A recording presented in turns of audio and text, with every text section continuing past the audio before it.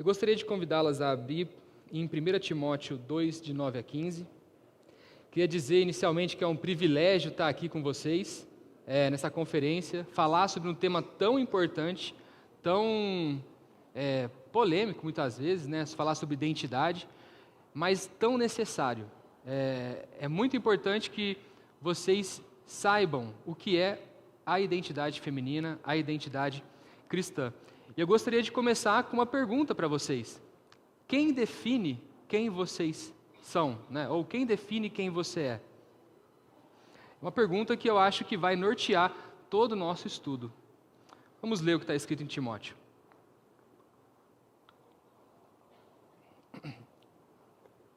Só um parênteses, eu escolhi um texto difícil, gente.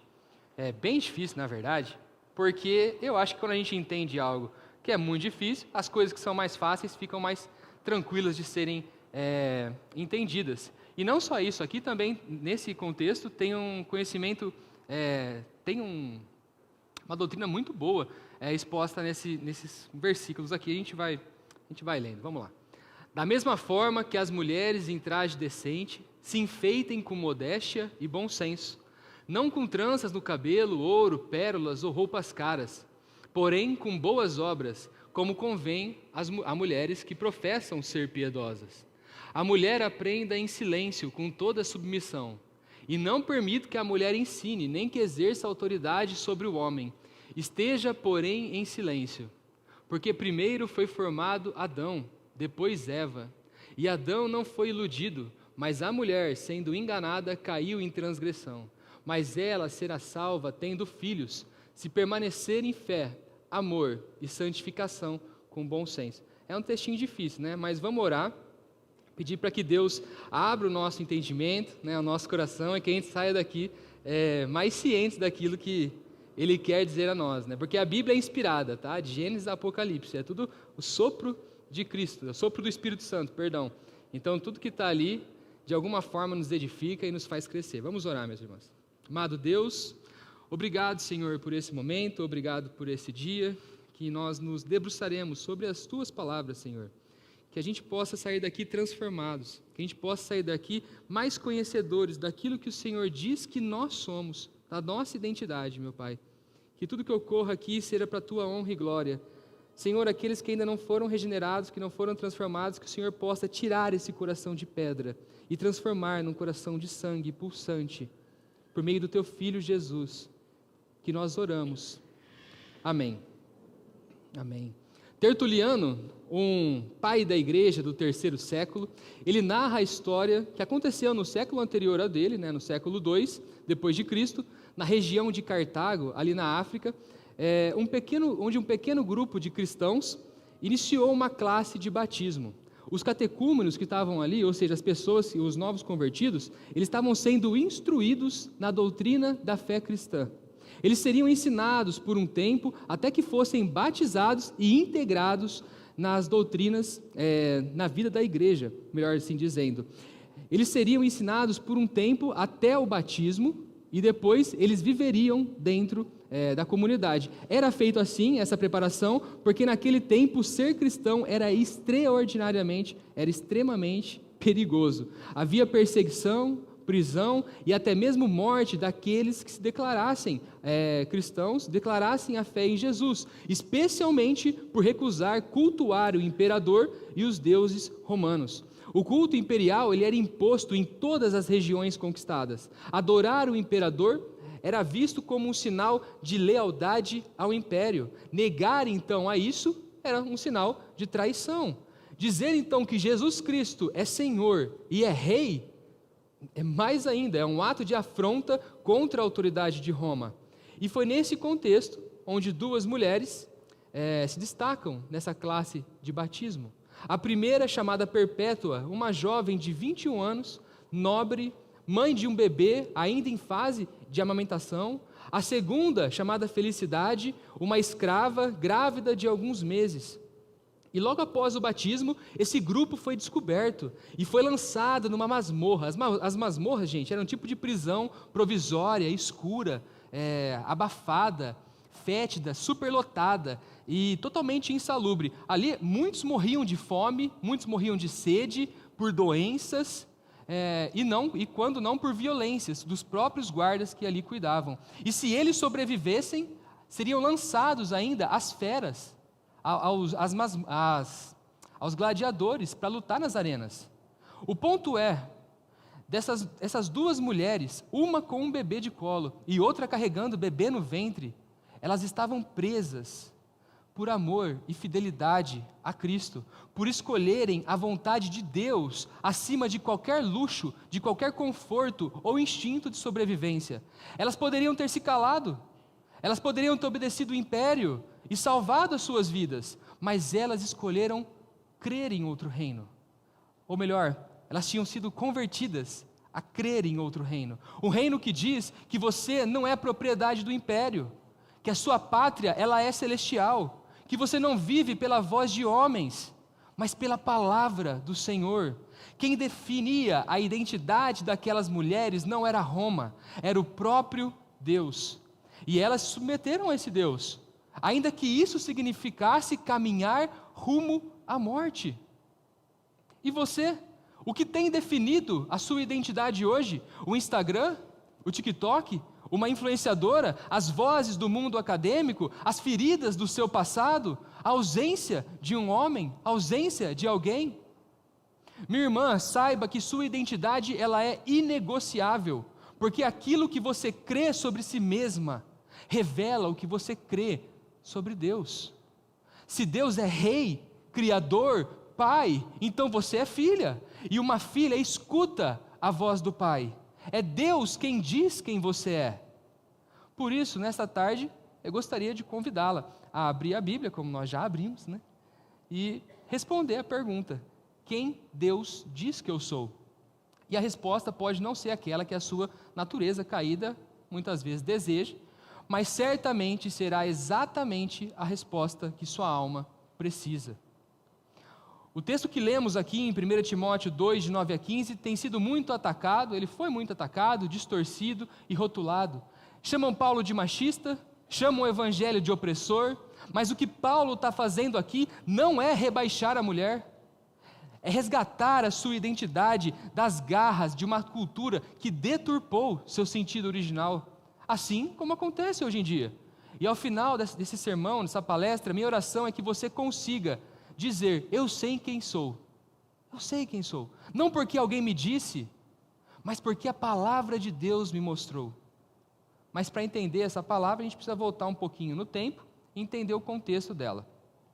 O mundo por trás das palavras que Paulo escreveu aqui para Timóteo, era na cidade de Éfeso, uma cidade singular, que quando se tratava sobre o papel da mulher, na história antiga, ela tinha um pensamento único, diferente das outras cidades. Éfeso era uma cidade famosa, rica, moderna, cheia de filosofia, religiões pagãs, cultura, mas também ela era profundamente confusa sobre a identidade feminina. E o que estava por trás dessa confusão toda? Um culto pagão. Uma deusa que prometia libertar e salvar a mulher. Então, quando Paulo escreve para Timóteo, ele não fala no vazio, ele fala para uma igreja cercada de vozes que diziam o que era e o que não era ser mulher. A cidade de Éfeso abrigava um dos maiores templos do mundo antigo, o templo de Ártemis, ou Diana, uma das 7 maravilhas do mundo antigo. Éfeso era orgulhosa da sua divindade feminina.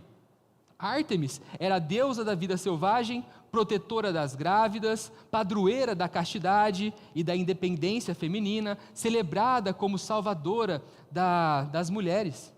Ela era, sendo bem anacrônico aqui, taxativo, uma espécie de deusa divindade feminista do primeiro século. E o culto a Ártemis moldava toda a identidade feminina daquela cidade. As sacerdotisas de Ártemis eram só mulheres, e os homens não tinham espaço nenhum no culto. Eram apenas as mulheres que lideravam, dominavam e influenciavam. O culto a Ártemis era dominada pelo feminino, e isso moldava como essas mulheres viam a si mesmas e como elas viam os homens. Por isso que Éfeso era uma cidade onde o feminino se sobrepunha ao masculino. Especialmente porque, segundo os mitos da tradição mitológica grega, né, Ártemis nasceu antes de Apolo. seu irmão gêmeo, e por isso que ela tinha autoridade sobre ele. E algumas versões do mito também vão dizer que Ártemis pediu o dom da castidade, que ela fosse imune às flechas de Afrodite, para que não se apaixonasse por nenhum homem e viesse a ser submissa a ele. Então vocês percebem o pano de fundo que está por trás daquela cidade, daquela região? As mulheres daquela cultura estavam dizendo na prática, nós não precisamos de homens, ser mãe não é uma bênção, é uma prisão, minha identidade está em mim mesma, está na mulher, eu me identifico, eu sei quem eu sou, alheio ao outro, alheio ao homem. E mais, era esse o imaginário que estava entrando na igreja de Éfeso. E o resultado? Mulheres propagando doutrinas falsas, mulheres desprezando o casamento, rejeitando a maternidade, assumindo uma autoridade não para servir, mas para oprimir. Mulheres vivendo de aparência, status, prazeres. Então Paulo, ciente de tudo isso, ele não responde com misoginia, ele não responde com machismo, ele não quer, como eu disse, rebaixar as mulheres. O que ele quer ali é libertá-las de um culto pagão, de um paganismo travestido de religião. Por isso ele está falando o seguinte, vocês não precisam de Ártemis, vocês não serão salvas por rejeitarem a feminilidade, vocês precisam de Cristo, só Ele que pode te salvar, só Ele que pode definir quem vocês são. Então Paulo escreve essa carta a Timóteo, um jovem pastor que ficou responsável por essa bucha, por liderar essa igreja cercada por pressões culturais. E logo no início da carta, no primeiro capítulo, versículo 3 e 4, ele vai dizer o seguinte, vai passar? Quando eu estava de viagem rumo à Macedônia, pedi a você, para Timóteo, que ainda permanecesse em Éfeso, para admoestar certas pessoas, a fim de que não ensinem outra doutrina, nem se ocupem com fábulas e genealogias sem fim. Essas coisas mais promovem discussões do que o serviço de Deus na fé. Essas outras doutrinas que ele coloca aqui, não eram apenas erros teológicos, eram ideias que estavam moldando o próprio comportamento das pessoas, especialmente o comportamento das mulheres. Mais à frente, no capítulo 4, versículo 1 e 3, Paulo vai explicar que esses falsos ensinos, eles proibiam o casamento e exigiam a abstinência de alguns alimentos. E sabe o que isso significa?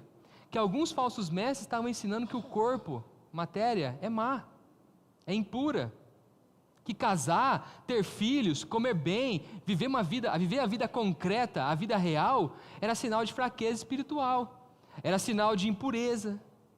E esse pensamento, ele vinha de uma espécie de proto-gnosticismo, que é uma mistura de paganismo com superstição, com uma pitadinha de cristianismo ali, e tinha uma aparência de santidade.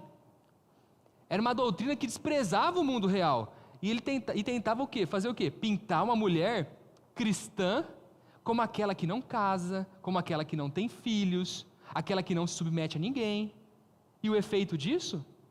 As mulheres da igreja passaram a viver como se as condições de mulher, as condições femininas, fossem um erro, fossem algo impuro, fosse algo mau. Como se o casamento fosse um fardo, como se a maternidade fosse um atraso. E assim elas começaram a rejeitar casamento, marido, filho, maternidade, rejeitar o ensino dos apóstolos, começaram, por conta disso, a ficar apenas entre si, fofocando, se intrometendo em tudo, sendo arrogantes, que é o que vai falar no capítulo 5. Inclusive, algumas já estavam até se desviando da fé.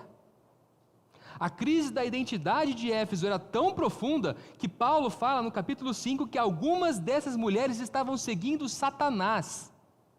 Não era apenas um pensamento diferente, eram mulheres sendo enganadas pela mesma serpente que enganou Eva no jardim.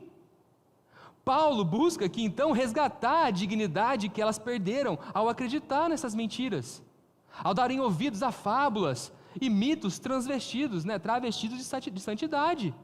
Ele quer curar a igreja de Éfeso, sarar os lares daquela cidade, restaurar o coração feminino para o plano original de Deus. E será que isso está muito longe da gente? Será que mudou tanto de lá para cá? Será que você já não ouviu algumas doutrinas, pensamentos disfarçados de espiritualidade, empoderamento, dizendo que o ideal da mulher é não casar, não ter filhos, não submeter a ninguém. Será que não é exatamente a mesma mentira de antes, só que agora contada com uma nova maquiagem? E é por isso que a gente precisa aqui ouvir com atenção, como diz Samuel. Fala, Senhor, que teu servo ouve. Vamos ouvir o que está falando, versículo 9. Da mesma forma que as mulheres em traje decente se enfeitem com modéstia e bom senso, não com tranças no cabelo, ouro, pérolas ou roupas caras, porém em boas obras, como convém a mulheres que professam ser piedosas. Paulo começa aqui exortando as mulheres quanto à maneira de se vestirem.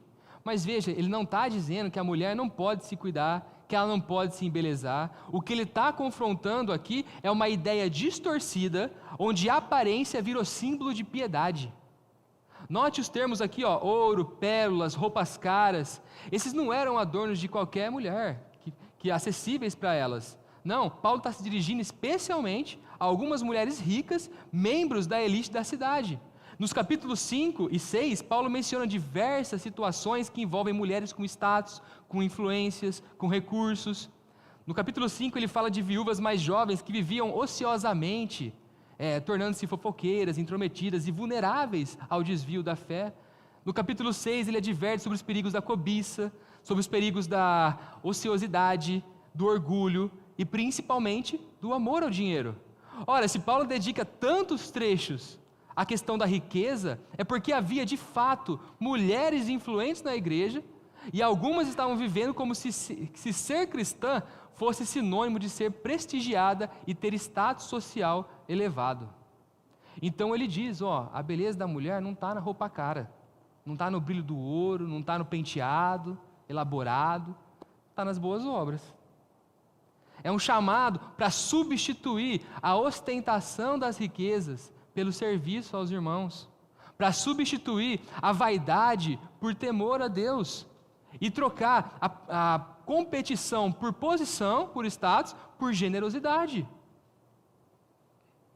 E veja, não se trata aqui de uma questão de moda, não é isso que Paulo está falando, se trata de um coração perdido nos ídolos da riqueza, do poder e do orgulho. Porque por trás dessa vaidade tinham esses falsos ensinos, que desprezavam a vida comum, desprezavam o casamento, a maternidade, e exaltavam uma mulher autônoma, superior e elitizada. Isso fica mais claro quando a gente lê em 2 Timóteo 3, versículos 6 e 7, pois entre estes se encontram os que se infiltram nas casas e conseguem cativar mulheres tolas, sobrecarregadas de pecados, que são levadas por todo tipo de desejos, que estão sempre aprendendo e nunca conseguem chegar ao conhecimento da verdade. Esses falsos mestres, como lobos devoradores, lobos disfarçados, eles entravam nas casas e seduziam as mulheres com discursos bonitos, envolventes, mas enganosos. E o resultado, essas mulheres que já eram superficiais, presas a esses desejos confusos, fascinadas por novidades doutrinárias, elas começam a cair no conto. Mas porque não tinha qualquer raiz, na verdade, não tinha raiz bíblica. Algumas já eram casadas, outras jovens viúvas, outras ricas e influentes. E todas, de alguma forma, estavam rejeitando o ensino apostólico, desprezando o plano de Deus e vivendo como se pudessem ser piedosas por aquilo que elas exibiam e ostentavam. E não pelo que elas criam, obedeciam e praticavam. Então Paulo confronta com amor e firmeza. Vocês querem ser piedosas? De verdade? Então que seja pelo fruto da fé, não pelas roupas caras. Vocês querem ser belas? Então que seja pelo temor ao Senhor. Essa é a mulher que professa ser piedosa. Essa é a mulher que brilha, não pelas joias, que se adorna com a fé, com o amor e com a santificação, com a santidade. Continuando no versículo 11 e 12, a mulher aprenda em silêncio, com toda a submissão, e não permito que a mulher ensine, nem que exerça autoridade sobre o homem, esteja, porém, em silêncio. Continua aqui, tá, gente? Vai embora, não. Esse é um dos textos aqui, gente, mais mal interpretados e talvez mais atacados da Bíblia toda. Você provavelmente já ouviu alguém falando que o cristianismo oprime a mulher, né? Normalmente é esse texto aqui que eles utilizam para falar isso, viu? Mas vamos aqui olhar com atenção e entender de uma vez por todas o que Paulo estava querendo dizer com esse ensino dele, né? A primeira coisa que a gente nota aqui é que Paulo está recomendando que a mulher aprenda. Né? Em um mundo onde a maioria das religiões tratava a mulher com ignorância, como se ela fosse ignorante ou inferior, Paulo afirma o direito e o dever da mulher cristã de estudar a palavra. Como os bereanos, que a gente vê, que conferiam tudo na Bíblia, aquilo que era pregado, conferiam nas Escrituras, e isso aqui já é revolucionário. Ou seja, a questão aqui não é uma proibição, é um chamado à formação, ao aprendizado sério, ao crescimento espiritual. A mulher é chamada para conhecer a palavra, para se aprofundar na teologia, para escrever, ensinar, edificar. Deus adotou com essa capacidade, não duvidem disso. E é uma bênção quando a mulher responde a esse chamado. Então Paulo prossegue dizendo em silêncio. E aqui é importante entender, a palavra usada não significa mudez absoluta. Não é para a pessoa ficar calada e não falar nada. Ela carrega o sentido de um espírito tranquilo, um espírito brando, uma atitude ensinável, alguém que ouve com reverência, não alguém que tenta dominar a conversa, impor o que entende. Paulo está corrigindo algumas mulheres que estavam interrompendo o culto e os momentos de instrução, impondo suas opiniões e desrespeitando a ordem da adoração. Ao invés de serem ensinadas, elas estavam agindo com arrogância, como alguém que fala, já sei tudo, não preciso ouvir nada. A preocupação de Paulo aqui, então, ela é pedagógica. Vocês estão sendo enganadas por falsos mestres. Na hora de ouvir a palavra, vocês acham que sabem de tudo, não é? Mas enquanto vocês não ouvirem, o que vai acontecer? Vocês não conseguirão chegar ao pleno conhecimento da verdade e vão continuar se enganando as outras, e assim vai. E por isso que Paulo insiste, ouçam, aprendam. Só então vocês vão conseguir discernir, ter capacidade de discernir e entender e ensinar corretamente. Isso vale tanto para homem quanto para mulher. Antes de falar, ouça. Antes de ensinar, aprenda. Antes de liderar, submeta-se à palavra de Deus. Agora veja o que ele diz no versículo 12. Não permito que a mulher ensine, nem que exerça autoridade sobre o homem. Aqui está mais um pontinho crucial. A palavra grega que exercer, a palavra grega para autoridade é autentel. Ela só aparece aqui no Novo Testamento. Não tem nenhum outro lugar no Testamento essa palavra autentel. O que acontece? Quando não tem outras palavras, como nós fazemos a comparação? Não conseguimos. Não é? Só que no grego koiné, que é o grego do Novo Testamento original, a palavra aparece mais de 300 vezes nos textos espalhados fora da Bíblia. E quase sempre no sentido de coagir, de forçar, de dominar com violência, de exercer autoridade de forma tirânica. Ou seja, Paulo não está proibindo uma liderança saudável, ele está condenando a dominação abusiva. Não é uma correção contra o ensino em si, é contra o ensino que oprime, que impõe com arrogância e autoritarismo. Inclusive, João Crisóstomo, um pai da igreja do século III também, ele comentando sobre a carta aos Colossenses, ele diz que o homem, marido, não deve autentel ou autentein a mulher, a esposa. Ou seja, não deve ser opressivo.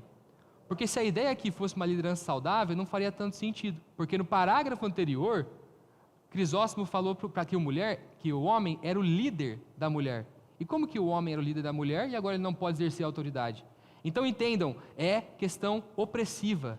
Então por que Paulo fala isso aqui? Porque o contexto da igreja de Éfeso envolvia mulheres propagando falsidades, desprezando seus maridos, subvertendo a liderança saudável e promovendo um cristianismo distorcido. Por isso as mulheres, elas estavam rejeitando o casamento, desprezando a maternidade, assumindo liderança com falsos ensinos e vivendo um feminismo religioso que feria a igreja e feria os lares. Então Paulo fala o seguinte, pode parar. Não é isso que Deus quer de vocês. Voltem ao Evangelho, voltem à humildade. Minha irmã, o problema aqui não é você ensinar, não é você falar, não é você liderar o ministério da igreja, não é você orar no culto, perguntar na EBD. O problema aqui é quando o coração se rebela contra a ordem de Deus. Quando nós usamos, muitas vezes, nossa voz para dominar, para impor, e não para edificar. Isso vale para todo mundo, inclusive para o pastor que está no púlpito. E Paulo continua, versículo 13, de 13 a 15. Porque primeiro foi formado Adão, depois Eva, e Adão não foi iludido, mas a mulher, sendo enganada, caiu em transgressão. Mas ela será salva tendo filhos, se permanecer em fé, amor e santificação com bom senso. Textinho, né? Paulo agora nos leva de volta ao começo de tudo. Ele volta para o Gênesis e para a criação. Isso aqui não é uma questão de qual sexo é mais importante, mas apenas uma questão de ordem. Deus criou primeiro Adão e deu a ele a responsabilidade da liderança espiritual. Depois ele criou Eva como uma auxiliadora idônea, plenamente digna, igual em valor, com função complementar. Paulo está dizendo, voltem à criação, ali está a estrutura que Deus estabeleceu, ali está a base para o lar, para a vida na igreja. Mas veja bem, ser criada depois não significa ser inferior, nunca foi isso na Bíblia, gente. Significa ter um propósito diferente, mas igualmente valioso. Em Gênesis 1:27 diz que o homem e a mulher foram criados o quê? A imagem e semelhança de Deus. Não foi o homem que é criado em imagem e a mulher é cópia do homem. Homem e mulher criados em imagem e semelhança de Deus. No versículo 14, Paulo menciona que Eva foi enganada. E aqui ele não está colocando toda a culpa sobre a mulher, mas está destacando uma vulnerabilidade dela naquele momento da história. Eva foi enganada e Adão pecou de forma consciente, omissa e passiva. Ambos caíram. E o que está acontecendo em Éfeso era justamente um eco do Éden. Mulheres sendo enganadas por falsos mestres, impondo suas vontades de maneiras abusivas, e homens extremamente enfraquecidos, passivos e totalmente omissos. É a mesma trama, a mesma mentira da serpente estava se repetindo. Você pode ser como Deus. E Paulo está dizendo, acorda, gente. Vocês estão repetindo de novo a mesma queda. Isso não é liberdade, é rebelião contra Deus. Então como que a mulher deve agir? E ele responde no versículo 15, olha que bonitinho. Ela será salva tendo filhos. E agora veja bem, Paulo não está dizendo que a salvação, ela vem por ter filhos.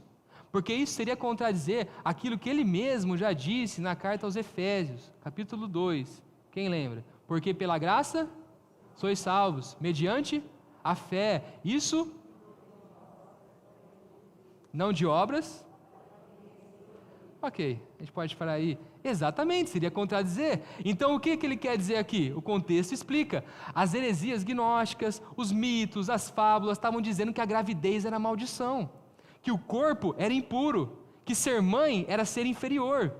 No culto a Ártemis, ou a Diana dos Efésios, como é conhecido, ela era considerada a salvadora das mulheres, aquela que protegia da dor do parto, que protegia da maternidade, da submissão. Essas mulheres adoravam uma salvadora que prometia livrá-las justamente dessa feminilidade criada por Deus. Então Paulo está dizendo o seguinte, vocês não serão salvas por deusa nenhuma, não. Nem por rejeitarem maridos, nem por rejeitarem filhos. Vocês serão salvas por abraçarem o plano de Deus, inclusive o dom da maternidade. Aquelas que são agraciadas por esse dom serão salvas por meio dele. Não é a maternidade que salva, esse é o ponto. Mas a mulher regenerada, que foi salva pela graça, deposita toda a sua confiança em Deus, e não nos falsos mestres, nos falsos ensinos, de mitos e fábulas. Ela passa a valorizar o plano de Deus, não como um fardo, não como um sinal de vergonha, não é fraqueza.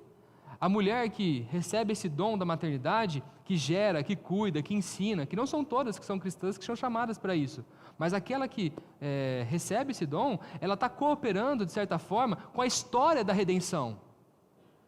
Vocês lembram o que Deus disse quando ocorre a queda de Adão e Eva, em Gênesis 3,15, que é conhecido como proto-evangelho, eu acho que está ali, ó. Porém, inimizade entre você e a mulher, entre a sua descendência e o descendente dela. Este lhe ferirá a cabeça, e você lhe ferirá o calcanhar. Da mulher virá aquele que esmagará a cabeça da serpente, Satanás. A salvação da humanidade vem do ventre da mulher, de uma mulher. E veio do ventre de Maria. Quem que é? O nosso Senhor Jesus Cristo. Então o ponto de Paulo aqui é o seguinte, ó, a mulher ela é salva pela fé, e quando essa fé ela é real, ela abraça a sua identidade cristã. Ela glorifica a Deus, seja solteira, casada, mãe de muitos filhos ou estéril. A salvação é uma só, fé em Jesus Cristo como nosso único Salvador e Senhor. Mas a mulher que rejeita o plano de Deus, que rejeita aquilo que Ele estabeleceu, que vive moldada pelos desejos, pelo orgulho, pela vaidade, essa mulher não está andando em fé. Ela está dizendo na prática, eu sei mais que Deus. E isso, minha irmã, revela um coração de pedra. Um coração de pedra, que precisa urgente e desesperadamente pulsar. Precisa de Jesus.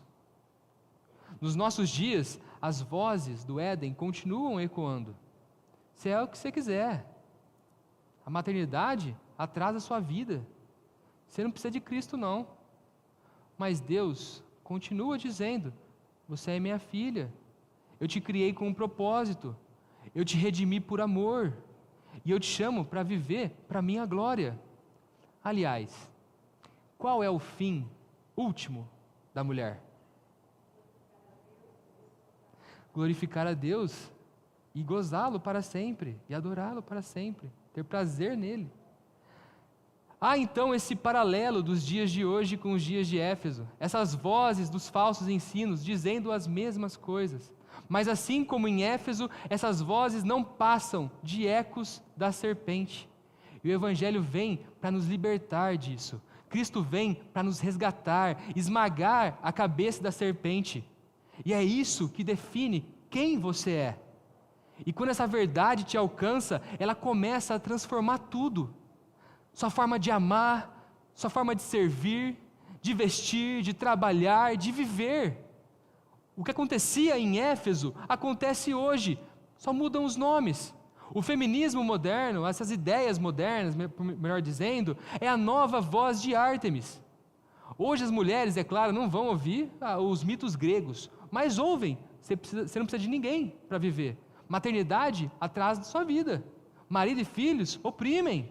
Sua identidade está no seu prazer, está no seu corpo, na sua carreira. A serpente continua sussurrando, mas agora ela tem conta no Instagram, tem conta no TikTok, né, no Facebook. E o pior, gente, por conta dessas pressões todas que vocês sentem, que vocês são atacados, está até falando com minha mãe, eu acho, alguém hoje. A mulher, meu pai, a mulher é muito atacada, mais que a gente, viu? Homem, mais que a gente. E por conta dessa pressão toda que acontece, muitas mulheres estão cansadas de se sentirem sozinhas por conta de uma masculinidade frágil, uma masculinidade, ausente, covarde, cansadas de carregar o peso de serem tudo ao mesmo tempo, trabalhar, casa, mãe, tudo, filho, cansadas de viverem em guerra com os seus próprios corpos, que tem que aparentar, né, tá perfeito, por causa da internet, cansadas de terem que performar o tempo inteiro, para parecer mais feminina, parecer mais bonito, mais chique. Mas elas não podem falar isso, né? Vocês não podem, porque o mundo exige que vocês pareçam fortes, que vocês pareçam livres, felizes, a todo o tempo.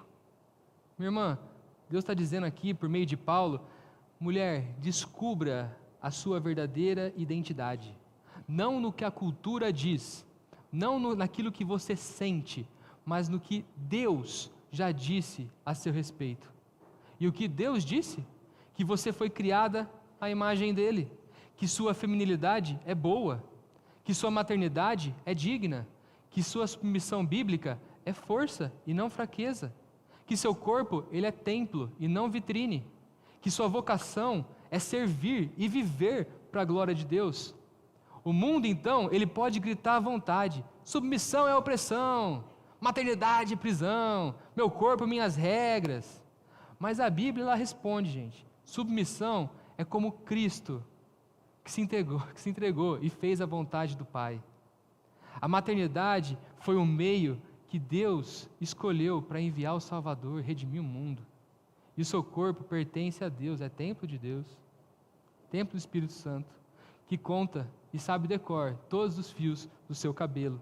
E não importa, então, o momento que você esteja vivendo hoje. Se você é solteira, sua identidade não está em ter ou não alguém. Se você é casada, sua identidade não está no seu marido. Se você é mãe, sua identidade não está nos seus filhos. Se você é viúva, divorciada, ou às vezes não tem filhos, sua identidade está em Cristo. Sua vocação pode mudar com o tempo, mas sua identidade em Cristo é imutável. Imutável. E ao longo da história, mulheres compreenderam isso. Mulheres que disseram: a minha vida pertence a Deus. Maria, uma adolescente, provavelmente com 13, 14 anos, pobre, invisível socialmente, prometida em casamento, de repente recebe a visita de um anjo, que fala o seguinte: então Maria, você vai gerar o Filho de Deus. Ela tinha 1000 razões para falar com Moisés: manda outro, manda eu não. O que ela fala? Eis aqui a serva do Senhor. Vai colocar ali, Lucas 1:38. Aqui está a serva do Senhor, que aconteça comigo o que você falou. Maria, ela abraça a sua missão, mesmo em risco de ser apedrejada, em risco de sofrer violência, em ser humilhada, envergonhada. Ela aceita a sua missão, entrou um bicho aqui, não porque era fácil, mas porque sabia quem que ela era em Deus. Ela sabia que antes de qualquer outra coisa, ela era serva do Senhor, filha do Altíssimo. E assim como aquelas jovens que Tertuliano escreveu, lá do passado, Perpétua e Felicidade, mães e prisioneiras nas masmorras de Cartago, elas não negaram a Cristo e por isso foram levadas para morrer na arena. Mas elas estavam alegres, elas tinham rostos gloriosos, como se estivessem indo para o céu, contentes por terem honrado a Deus, apesar de tudo. E quando elas entram na arena, elas começam a cantar hinos de louvores, e o povo que estava lá vendo essa cena estremece, a multidão estremeceu. Elas são jogadas a um touro selvagem. Perpétua é atingida por esse touro, ela cai de costas. No que ela cai, ela vê Felicidade ali do lado, prostrada, só esperando o golpe. Então ela se levanta, se arruma, ela vai até sua amiga, estende sua mão, pega, as duas se colocam em pé. A multidão, ao ver essa cena, se comove por um breve momento e fala: acaba logo com isso, não precisamos mais ver nada, mais ver sangue, mais ver nada. Então, os carrascos vêm, colocam elas no centro da arena. Felicidade, ela é degolada, morre. Ao chegar na vez da Perpétua, o carrasco, nervoso, tremendo, erra o golpe, e ela dá um grito de dor. Ela grita, que dói, que ele errou, não matou ela, e ela pega a própria lâmina da espada e coloca no seu pescoço para morrer e sofrer o martírio. Elas morreram com coragem, com dignidade, com identidade. Talvez você nunca entre numa arena com feras, mas todos os dias você enfrenta as pressões de uma cultura que quer te convencer a ser menos mulher, menos mãe, menos esposa, menos piedosa e menos cristã. E todos os dias você é chamada para responder a pergunta: quem sou eu? E a resposta certa, ela muda tudo. Você é de Cristo. Essa é a verdadeira identidade feminina. A identidade de quem foi comprada por alto preço. Minhas irmãs, finalizando, Maria, Perpétua e Felicidade foram, claro, mulheres muito fortes. A força delas não vinha de si mesmas, não era fruto de um empoderamento usurpador, não era da independência a qualquer custo. A força delas vinha de uma identidade firmada em Deus. Elas não quiseram provar nada para o mundo, não moldaram sua vida pelos padrões da cultura. Elas sabiam quem elas eram. E você?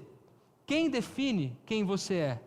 Qual voz tem guiado a sua vida? A da serpente, que ecoa ao longo da história, ou a de Deus? As redes sociais que dizem que você precisa se afirmar? A cultura que diz que ser mãe é perder tempo? Alguns que dizem que a Bíblia é opressora? Mas escute o que Deus está dizendo. Você é minha filha, minha imagem e semelhança. Eu defini sua identidade antes do mundo existir, como nós lemos em Salmo 139. Você é chamada a viver como mulher à luz da criação, da cruz e da ressurreição. Não fuja da sua missão, não abra mão da sua feminilidade, não ceda à mentira que você pode precisar ser algo que Deus não te chamou para ser. Diga como Maria: aqui está a serva do Senhor, que aconteça comigo o que você falou. Ou como Perpétua, que diante da morte, ao ser ordenada a negar a Cristo e oferecer sacrifício ao imperador, ela diz: não posso dizer ser outra coisa, senão que sou cristã. Essa é sua identidade. Cristo em nós, inabalável, eterna e linda. Amém? Amém. Vamos orar, meus irmãos.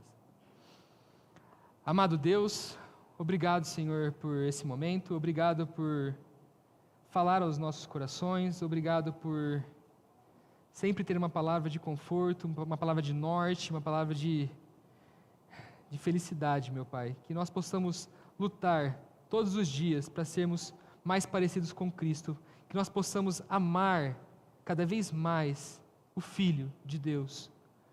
Por favor, Senhor, transforme nosso coração, nos mude, nos molde. Em nome do Teu Filho amado, Cristo Jesus, que oramos. Amém. Amém.